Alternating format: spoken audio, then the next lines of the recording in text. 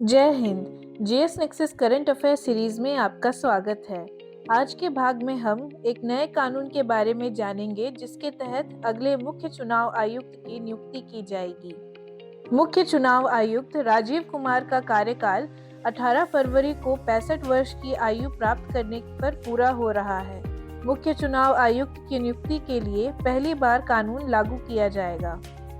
अब हम इसकी पृष्ठभूमि को जानते हैं। मार्च 2023 में सुप्रीम कोर्ट ने फैसला सुनाया कि मुख्य चुनाव आयुक्त और चुनाव आयुक्तों की नियुक्ति राष्ट्रपति द्वारा प्रधानमंत्री, विपक्ष के नेता और भारत के मुख्य न्यायाधीश की एक समिति की सलाह पर की जाएगी। यह व्यवस्था तब तक लागू रहेगी जब तक संसद नियुक्तियों के लिए कानून नहीं बना देती।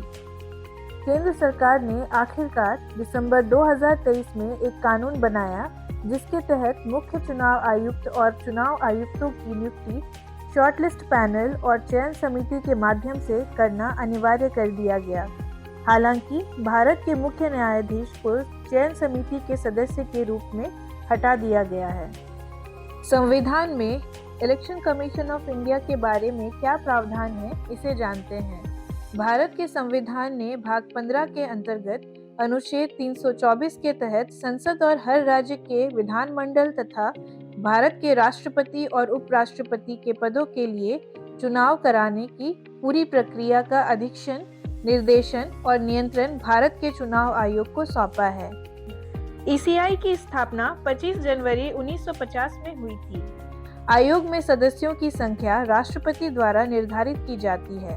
संविधान में मुख्य चुनाव आयुक्त और अन्य चुनाव आयुक्तों के बारे में उल्लेख किया गया है। संविधान में सदस्यों के लिए कोई योग्यता निर्धारित नहीं की गई है। चुनाव आयुक्तों और क्षेत्रीय आयुक्तों की सेवा की शर्तें और कार्यकाल राष्ट्रपति द्वारा निर्धारित नियमों के अनुसार होता है।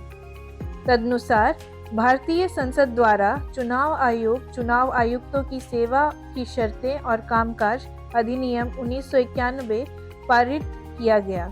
1991 के अधिनियम को 1993 में संशोधन किया गया, जिसके तहत मुख्य चुनाव आयुक्त और अन्य चुनाव आयुक्तों को उनकी सेवानिवृत्ति आयु और उनके वेतन और भत्तों के मामले में एक दूसरे के बराबर रखा गया, जो सर्वोच्च न्यायालय के न्यायाधीश के समान थे।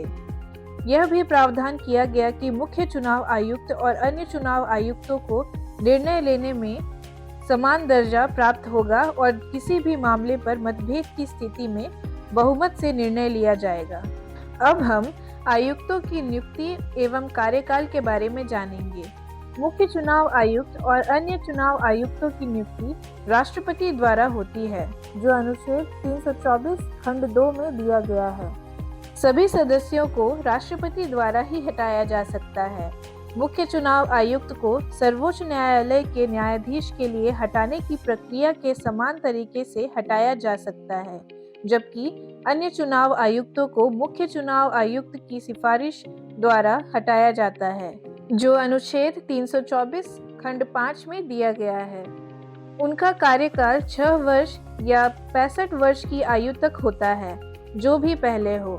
सभी सदस्य को समान दर्जा प्राप्त है और उन्हें भारत के सर्वोच्च न्यायालय के न्यायाधीशों के समान वेतन और भत्ते मिलते हैं। यह 1991 के कानून द्वारा तय किया गया था। हालांकि नए कानून के अनुसार मुख्य चुनाव आयुक्त और चुनाव आयुक्तों के वेतन, भत्ते और सेवा की अन्य शर्तें कैबिनेट सचिव के बराबर होंगी। अब हम नए कानून के बारे में जानते हैं। मुख्य चुनाव आयुक्त और अन्य चुनाव आयुक्त नियुक्ति, सेवा की शर्तें और कार्यकाल अधिनियम, जो दिसंबर 2023 में लागू हुआ, का पहली बार इस्तेमाल मार्च 2024 में ज्ञानेश कुमार और एसएस संधू को चुनाव आयुक्त के रूप में नियुक्त करने के लिए किया गया था, ताकि अरुण गोयल के इस्तीफे और अनूप चंद्र पांडे की सेवानिवृत्ति के बाद बनी रिक्तियों को भरा जा सके। पहले का कानून चुनाव आयोग चुनाव आयुक्तों की सेवा शर्तें और कामकाज का संचालन अधिनियम 1991 था, जिसको 2023 के नए कानून द्वारा परिस्थापित किया गया है। इस नए कानून की जरूरत क्यों पड़ी, इसे जानते हैं। पहला, संविधान में सदस्यों के लिए कोई योग्यता मानदंड कार्यकाल निर्धारित नहीं है। दूसरा, सदस्यों की स्थिति या दर्जा उल्लेखित नहीं है। तीसरा, सदस्यों द्वारा फैसले कैसे लिए जाएंगे। चौथा, 2023 के नए कानून में सदस्यों की योग्यता चयन प्रक्रिया शामिल है। इसके अलावा वेतन और भत्ते कैबिनेट सचिव के बराबर है, जो कि पहले सुप्रीम कोर्ट के जज के बराबर था। नए कानून की विशेषताएं कुछ इस प्रकार हैं। चयन समिति की सिफारिश पर आयोग की नियुक्ति राष्ट्रपति द्वारा की जाएगी। चयन समिति में प्रधानमंत्री, कैबिनेट मंत्री और लोकसभा में विपक्ष के नेता या सबसे बड़ी विपक्ष पार्टी के नेता शामिल रहेंगे। कैबिनेट सचिव की अध्यक्षता वाली एक खोज समिति चयन समिति को 5 नाम सुझाएगी। चयन समिति खोज समिति द्वारा सुझाए गए लोगों के अलावा किसी अन्य व्यक्ति पर विचार कर सकती है। पात्रता मानदंड। मुख्य चुनाव आयुक्त और चुनाव आयुक्तों को पहला, ईमानदार व्यक्ति होना चाहिए। दूसरा, चुनाव के प्रबंधन और संचालन में ज्ञान और अनुभव होना चाहिए। और तीसरा, सरकार का सचिव होना चाहिए या रहा हो।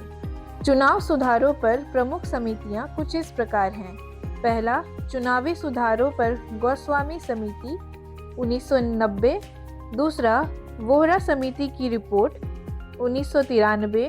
तीसरा, चुनाव के राज्य वित्त पोषण पर इंद्रजीत गुप्ता समिति 1998। चौथा, चुनावी कानूनों के सुधार पर विधि आयोग की रिपोर्ट 1999। पांचवा, संविधान के कामकाज की समीक्षा के लिए राष्ट्रीय आयोग 2001।